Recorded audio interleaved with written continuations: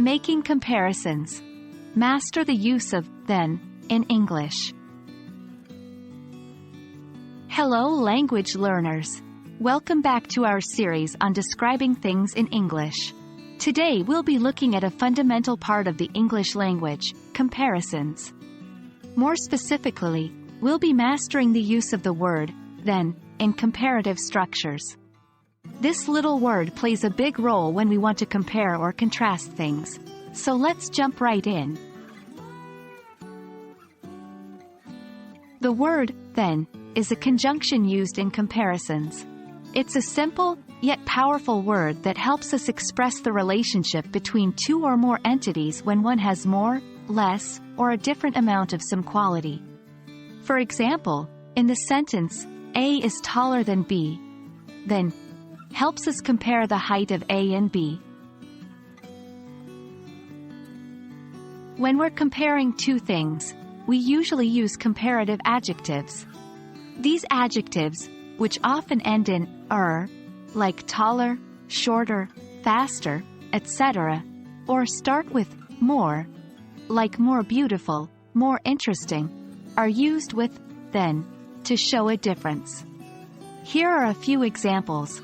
She is older than her brother. My car is more expensive than your car. The movie was more interesting than I expected. Just like adjectives, adverbs can also be comparative. They describe verbs, adjectives, or other adverbs, and we also use then to make comparisons. Here are some examples. He runs faster than me. She sings more beautifully than anyone I know. In some cases, then can also be used with verbs. This often happens in structures like I would rather than or I prefer than, where then introduces the alternative choice. Here are a few examples. I would rather eat pizza than pasta. I prefer reading books than watching movies. There are some common mistakes to avoid when using than. One is confusing then with then. Remember, then is used for comparisons, while then is used to indicate time or sequence. Another common mistake is using then with an adjective in the superlative degree, ending in est, or starting with most. We don't say, she is the most beautiful than all the girls. Instead, we say, she is the most beautiful of all the girls.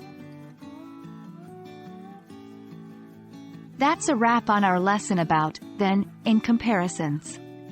It might seem like a small detail, but mastering its use will significantly improve your English fluency and understanding. Remember to practice what you've learned in your day-to-day conversations, and soon it'll come naturally to you.